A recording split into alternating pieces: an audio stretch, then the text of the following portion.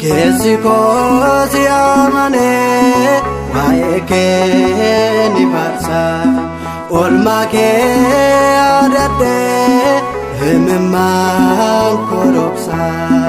Yoo maal godhe mootii koo gaara kee si cibsa. Yoo maal godhe abbaa koo gaara kee si cibsa. Keessi koo si amanee waa'ee kee ni faarsa. Oolmaa kee yaadadhee himimmaan koo dhoksa. Yoo maal godhe mootii koo gaara kee si cibsa.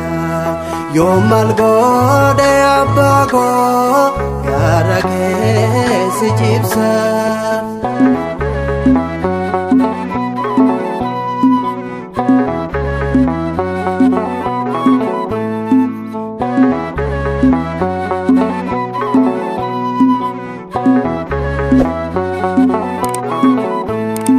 Yaa Waaqa abboota koo ati naan dagaatine. Abboonni si abdatane galaana gargaarirane. Waggaa sadiif ji'a ja'a duumessa dhaabane. Lappeelee dee'aa bantee laphee koos Keessi koo si amanee waa'ee kee ni faarsa.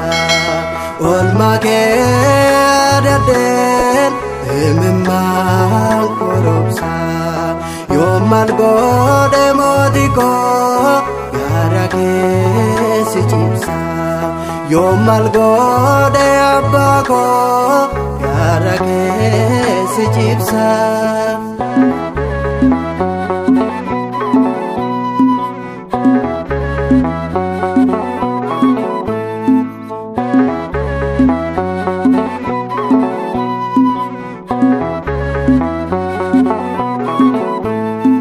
Duukaa boota kee guyyaa shantamaffaa Hafuura qulqulluu isaaniif ergite. Anis dhoogaan ba'a naaf ergame hafuura kee. Si tajaajiluun ani ta'a ilma kee. Keessi koo si amanee waa'ee kee ni faarsa. Oolmaa kee yaadadhee himimmaan koo dhoksa. Yoo maal godhe mootii koo gaara kee si cibsa.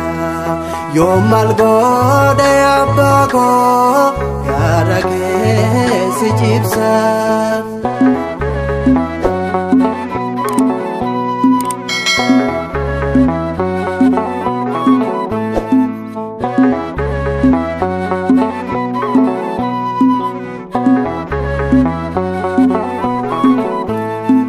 Iddoo aana waamtee yoomiyyoon dagadhu.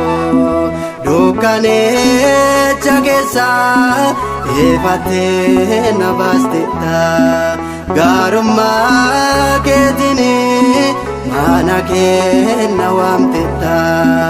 Akkam see faarfadhoof ati naaf laatteetta. Keessi koo si amanee waa'ee kee ni faarsa. Oolmaa kee yaadadhee himimmaan koo dhoksa. Yoo maal godhe mootii koo gaara kee si cibsa. Yoo maal godhe abbaa koo gaara kee si cibsa.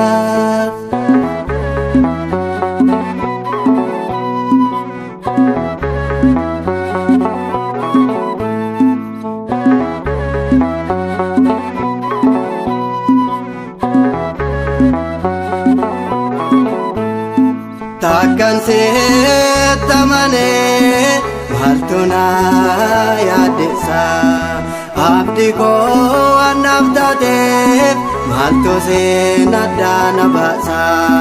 Yondues kanketi jirenye kos kanketi Sitonaf tae abbago enyalo pokoti Kesiko siamane maeke ni farsa olma ke adaten emman korobsa yomal gode modiko gara ke si chipsa yomal gode apago gara ke si chipsa yomal gode wagago gara ke si chipsa yomal gode umago gara ke si chipsa yomal gode apago gara ke